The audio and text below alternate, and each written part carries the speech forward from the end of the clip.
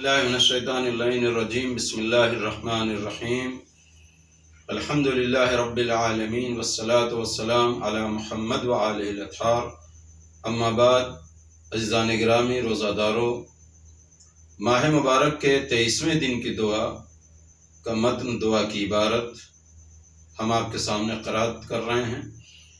بسم اللہ الرحمن الرحیم اللہم اغسلنی فیہ من الذنوب وطہرنی فیہ من العیوب وامتحن قلبی فیہ بتقوی القلوب یا مقیل اثرات المذنبین۔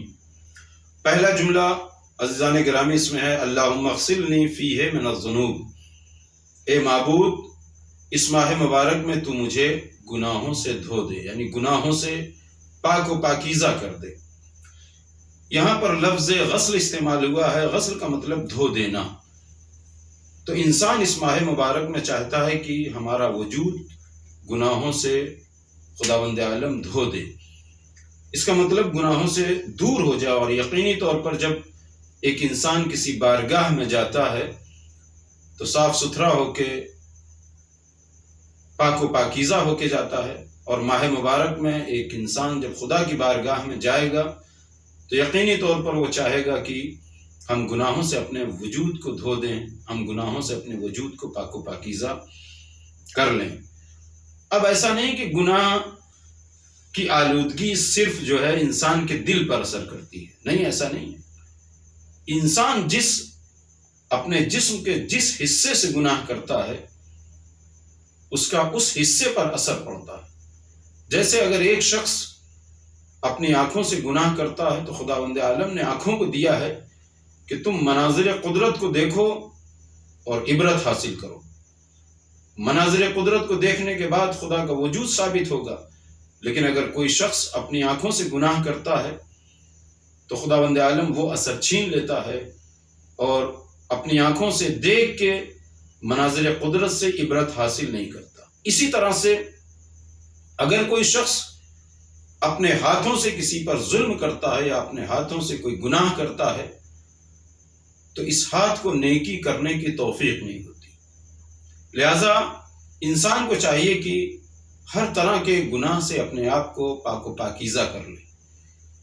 یہ تو ذاتی اثر انسان کے گناہ کا ہے، اور اس کے بعد باطنی اثر جو روایتوں میں ملتا ہے وہ بھی بہت زیادہ ہے، جس کو ہم آپ کی خدمت میں ایک ایک کر کے پیش کر رہے ہیں۔ سب سے پہلا اثر جب انسان گناہ کرتا ہے تو اس کا اثر یہ ہوتا ہے کہ اس کی عقلی قوت ختم ہونے لگتی ہے۔ عقلی قوت کا مطلب یہ کہ اس کا حافظہ جاتا رہتا ہے، اس کا شعور جاتا رہتا ہے، اس کی فکری صلاحیت ختم ہونے لگتی ہے۔ دوسرا اثر یہ ہے قساوت قلبی، یعنی انسان کا دل سخت ہو جاتا ہے، انسان کا دل سیاہ ہو جاتا ہے۔ تیسرا زوال نعمت، خداوند عالم جو ایک بندے کو نعمت دیتا ہے اسے چھین لیتا ہے۔ چوتھا اثر گناہ کا نزول بلاؤں کا نزول ہونے لگتا ہے۔ پانچواں اثر جب انسان گناہ کرتا ہے تو اس کے رزق میں کمی آ جاتی ہے۔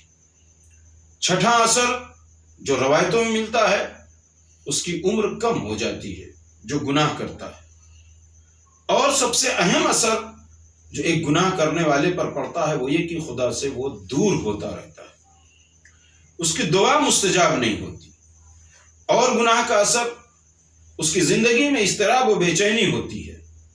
اور اس سے بھی اہم اثر گناہ کا جو ایک انسان کے وجود پر پڑتا ہے، انسان کی زندگی پر پڑتا ہے، کہ اس پر ظالموں کا مسلط ہوتا ہے، ظالموں کا تسلط ہوتا ہے اگر کوئی گناہ کرتا ہے۔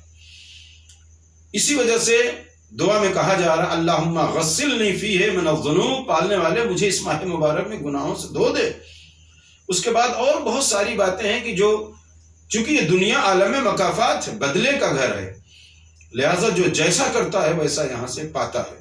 جیسے اس کی مثال، اگر کسی نے یہاں کسی کو گری نظر سے دیکھا ہے تو وہ ایک دن ضرور گری نظر سے دیکھا جائے گا۔ اگر یہاں پر کسی نے کسی پر ظلم کیا ہے تو اس پر ضرور ظلم ہوگا۔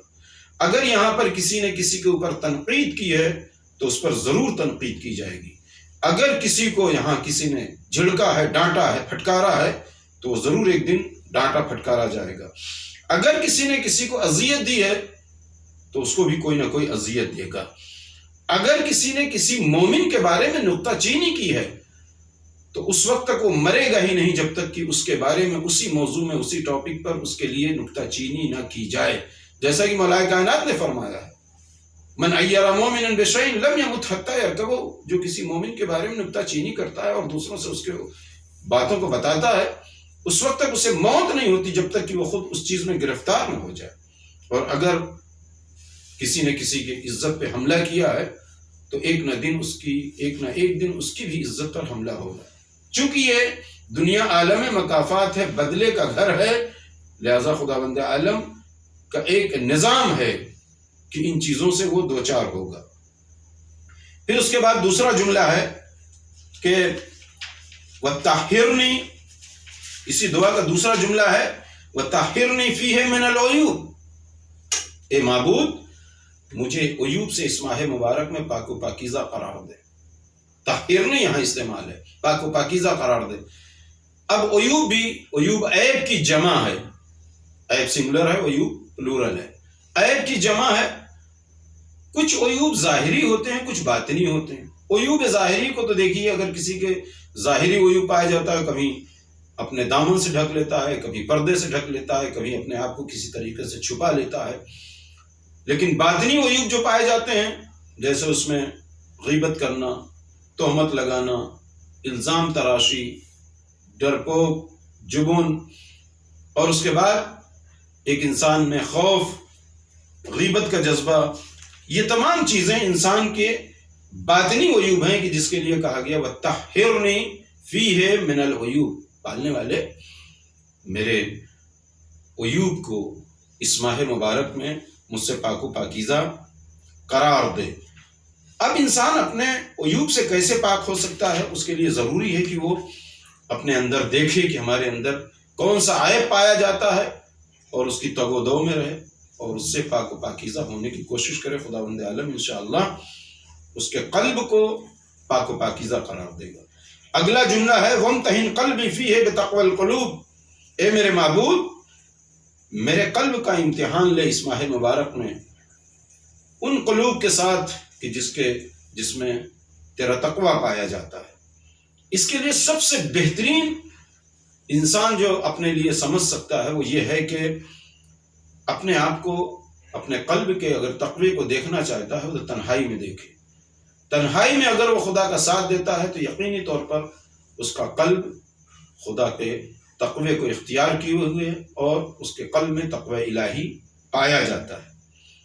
اگلا جملہ ہے یا مقیل اثرات المذنبین، کہتے ہیں کہ یا مقیل اثرات المذنبین کا مطلب یہ ہے کہ اے گناہ گاروں کی لغزشوں سے درگزر کرنے والے۔ کہتے ہیں خدا تو اپنے بندوں کی لغزشوں سے درگزر کرتا ہی رہتا ہے۔ اس کی مثال ہماری دنیا میں یہ ہے کہ جیسے ایک بچہ اگر کوئی غلطی کرتا ہے، ماں باپ کے پیروں میں آ کے پڑ جاتا ہے، تو ماں باپ جو خداوند عالم کے صفات جلال و جمال کے مظہر ہیں، جب وہ معاف کر دیتے ہیں تو ایسے ہی خداوند عالم کی بارگاہ میں اگر جائے اور اس سے توبہ کرے تو یقینی طور پر خداوند عالم بھی اس کی لغزشوں اور خطاؤں کو اور اس کے گناہوں کو معاف کر دے گا۔ لیکن شرط یہ ہے کہ وہ بارگاہ ربوبیت میں جائے تو ٹوٹے ہوئے دل سے جائے، اکڑ کے نہ جائے، اور اپنے گناہوں کو اپنے ساتھ لے کے جائے، اپنے گناہوں کا تصور کرے اور منکسر مزاج ہو کے جائے۔ اسی لیے استاد محترم آیت اللہ جواد عاملی صاحب کہتے ہیں کہ خداوند عالم کی بارگاہ میں جو سب سے اہم اور سب سے اچھا تحفہ ہے وہ انکسار ہے اور عاجزی ہے۔ لہذا جب خداوند عالم کی بارگاہ میں جائے تو عاجزی اور منکسر مزاج ہو کے جائے۔ خداوند عالم انسان کے ہر گناہوں کو معاف کرے گا، ہر لغزشوں کو معاف کرے گا، ہر خطا کو معاف کر دے گا، چونکہ وہ تواب الرحیم ہے۔ والسلام علیکم ورحمۃ اللہ وبرکاتہ۔